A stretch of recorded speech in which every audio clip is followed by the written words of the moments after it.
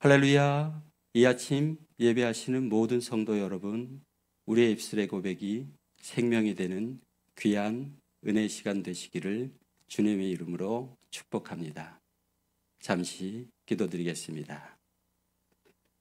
하나님 아버지 감사합니다. 오늘도 부족하고 아무런 자격이 없는 저 같은 사람을 인도하시고 붙들어 주셔서 하나님의 마음을 전하는 이 거룩한 자리에 세우셨사오니 성령 하나님, 저의 마음과 저의 입술을 주장하여 주옵소서.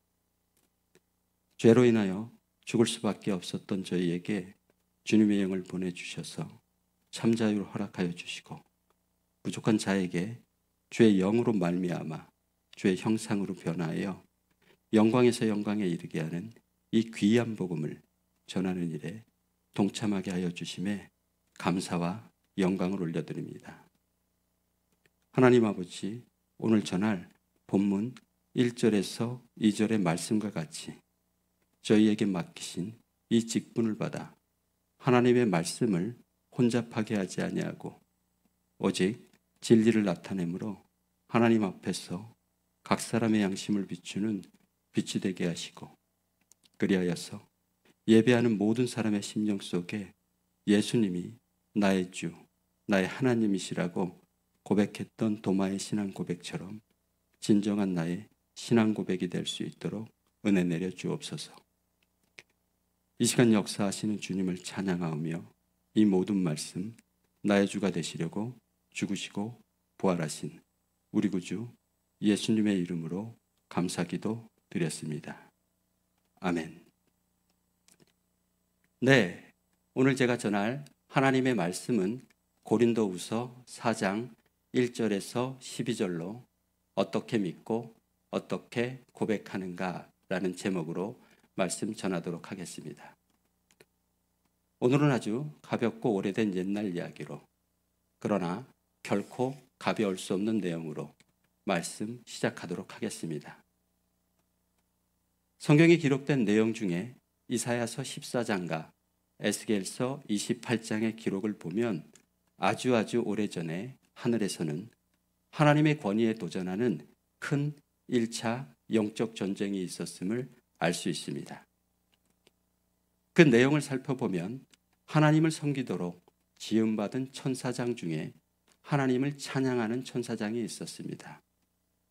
그는 자신을 따르는 3분의 1의 천사들을 힘입어 하나님의 권위에 도전하여 하나님의 자리에 앉으려 하는 교만한 마음으로 반란을 일으켰지만 실패하였고, 그 대가로 하나님의 심판을 받아 그 이름조차 지워진 존재 사단이 되어 이 땅으로 쫓겨났다는 내용이 기록되어 있습니다.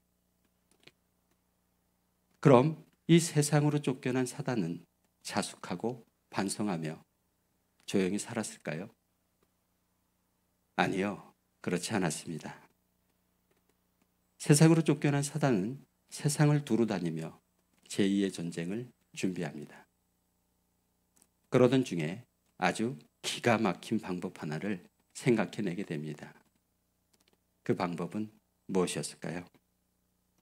그것은 바로 우리 인간을 이용하는 것이었습니다. 요한복음 4장 24절의 말씀을 보면 하나님은 영이시라 라고 설명하고 계십니다.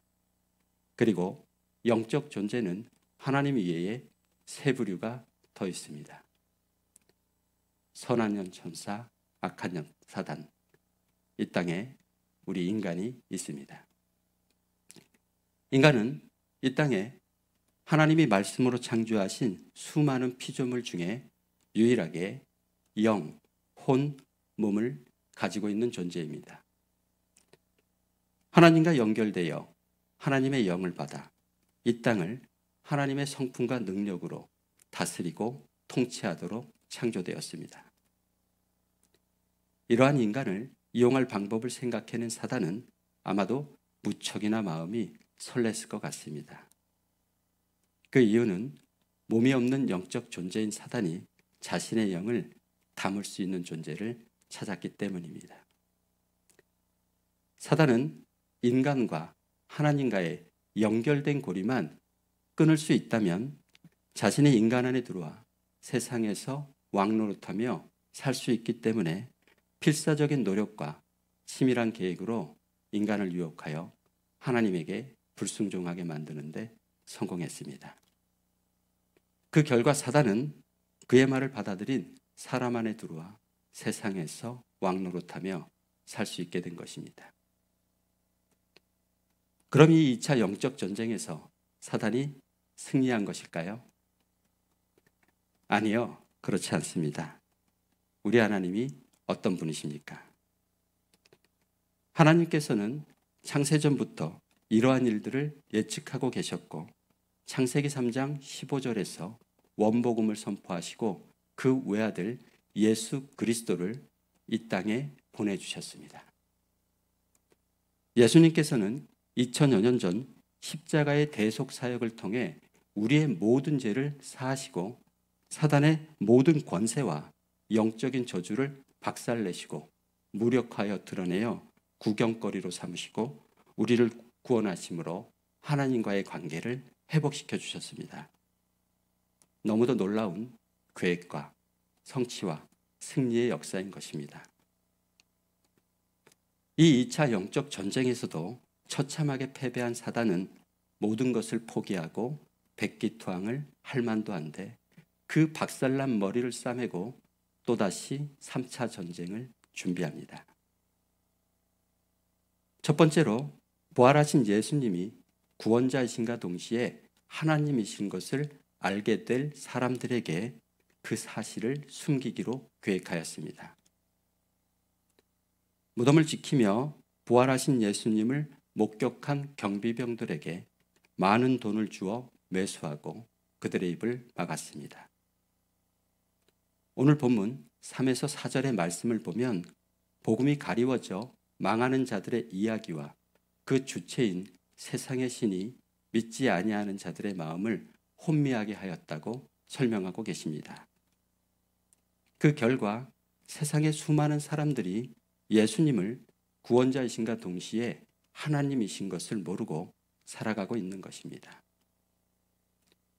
2024년 1월 3일 기준 우리나라 통계 자료를 보면 우리나라 인구의 고작 17%만이 약 876만여 명 정도만이 예수님을 하나님으로 믿으며 살아가고 있으니 많은 부분 사단의 전략이 성공한 전략이라고 생각할 수밖에 없는 것입니다.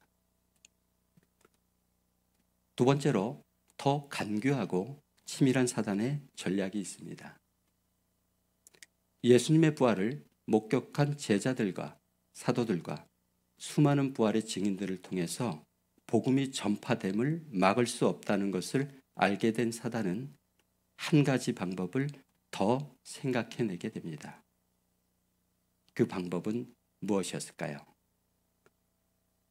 네, 그렇습니다. 사단은 거짓과 속임의 영입니다. 마태복음 13장 24절의 말씀을 보면 천국의 좋은 씨를 밭에 뿌렸으나 사람들이 잘 때에 그 원수가 와서 가라지를 덧뿌리고 갔다고 설명하고 계십니다. 예수님의 십자가 대속의 은혜와 우리의 구원자이심은 잘 믿고 살아갈 수 있도록 허용하고 권장하면서도 정작 그분이 내 삶의 참 주인으로 오셨다는 것과 내 삶의 주인을 바꿔야 한다는 사실은 철저히 숨기고 모르게 만드는 전략이었습니다.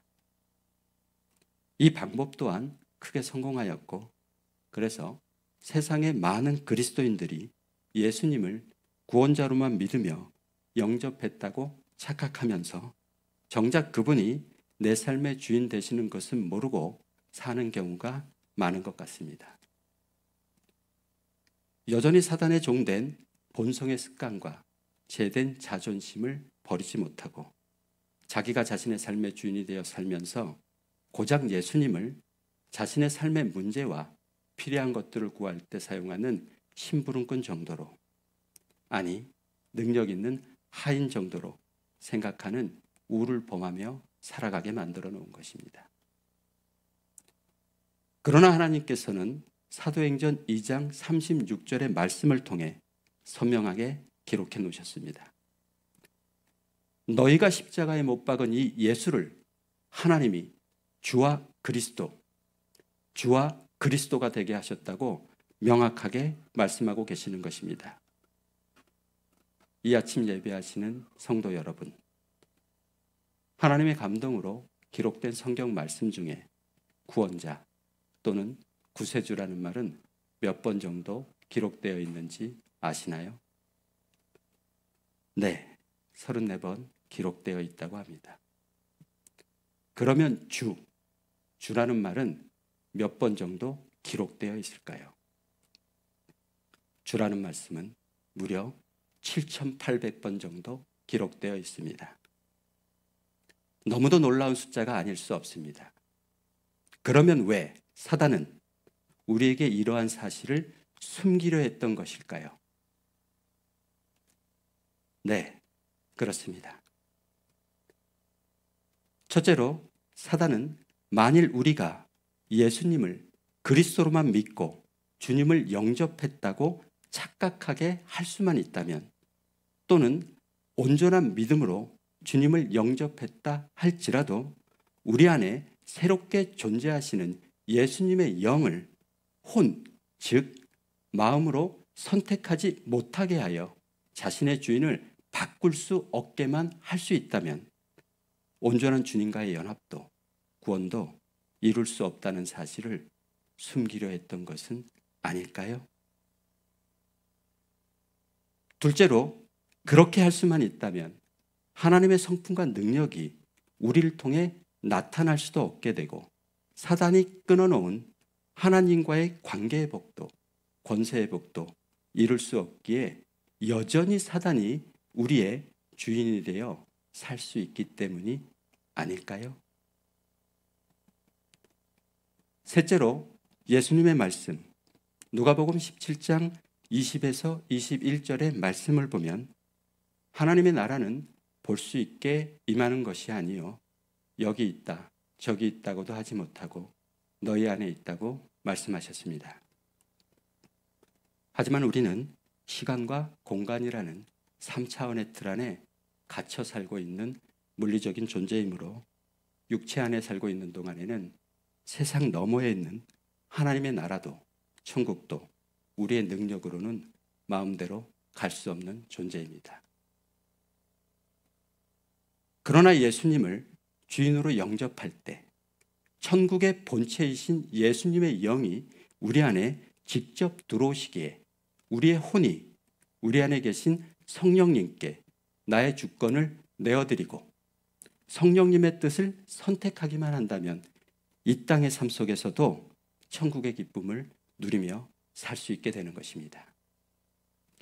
그렇기 때문에 사단은 우리에게 거짓을 심어주어 이 땅의 삶은 근심과 염려, 걱정에 눌려 세상 속 성공만을 바라보며 자신의 노력으로 성취하려고 애쓰며 살아가다가 천국은 죽어서야 겨우 갈 수 있는 곳이라고 착각하게 만들고 싶었던 것은 아닐까요?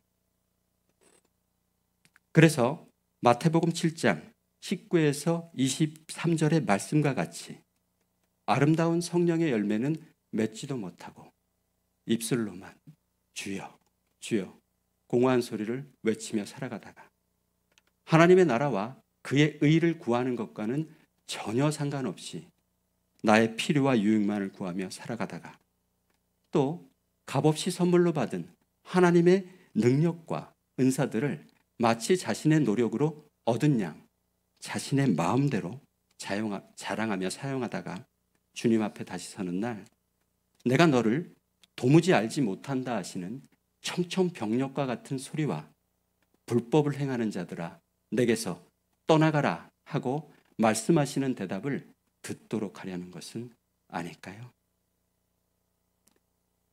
요즘 교회를 잘 다니고 있는 그리스도인들과 대화를 하다 보면 성령 역사의 시대는 사도행전의 시대 1세기에 끝이 났다며 지금은 오직 믿음으로 구원을 받는 것이라고 말씀하시는 분들을 만나곤 합니다. 또 이 시대에 성령의 내주하심과 역사하심을 강하게 부정하며 나의 주인이 바뀌어야 한다는 사실을 모르는 안타까운 성도분들을 보기도 합니다. 네, 그렇습니다. 구원관에 있어서 오직 믿음으로 구원을 받는다는 말이 100% 틀린 말이라고 말씀드리는 것은 아닙니다. 영의 구원에 있어서는 값없이 칭의의 은혜로 사람이 마음으로 믿어 의에 이르고 입으로 시인하여 구원을 받을 수 있는 것이지만 우리의 혼과 몸은 그렇지 않습니다. 날마다 성화의 삶을 통해 구원을 이루어가야 하기 때문입니다. 또한 성령 내주와 지금도 동일하게 역사하심을 부정하는 생각이 명백히 틀린 이유는 하나님의 속성 중 영원성에 대하여 제대로 이해하지 못하고 있다는 것으로, 하나님께서는 태초부터 영원까지 성부, 성자, 성령 삼위의 하나님으로 공동체로 지금도 동일하게 존재하고 계신다는 사실을 정면으로 부정하는 것입니다. 또 요한복음 15장 4절 이하의 말씀, 내 안에 거하라, 나도 너희 안에 거하리라 하신 포도나무의 비유의 말씀과 요한계시록 22장 13절의 말씀과 같이 나는 알파와 오메가요 처음과 마지막이요 시작과 마침이라 하신 이 말씀이 거짓이라고 말하는 것과 같습니다. 이처럼 예수님이 주인 되시는 복음을 알지 못하고 능력의 하나님으로, 아니 나의 필요를 해결해 줄 능력 있는 해결사로, 아니 그것도 아닌 종으로 여기면서 하나님을 믿는다고 착각하고 살았으니 사단 입장에서 보면 통쾌하고 참 좋았을 것 같습니다. 그러나 1세기에 부활의 주님을 목격한 제자들과 사도들과 수많은 증인들의 목숨을 건 삶을 통해 올바른 복음의 진실이 전해지고 전파되어 지금까지 이어져 왔으니 참 감사한 일입니다. 그리고 말입니다. 사단 입장에서 보면 참 스트레스 받고 열받을 만한 일들이 또다시 일어났습니다. 요즘 많은 교회들에서 성령의 내주하심과 역사를 강력하게 나타내며 나의 주인이 바뀌어야 한다는 메시지가 다시금 강조되고 있고, 저희 교회도 예수님이 주인 되심을 선포하는 교회로 시작하게 된 것입니다. 사단이 2000여 년간 그리스도인들에게 꼭 숨기고 싶어 했던 예수님이 주인 되시는 복음의 비밀을 선포하며 4년 전 주와 그리스도 교회라는 이름으로 시작하게 되었습니다. 그리고는 12가정을 모아 이 비밀을 가리키더니 재작년에는 교회를 세우고 교인들을 모아 성령의 내주하심과 믿는 사람들을 통해 지금도 동일하게 역사하신다는 것을 가리키고 있습니다.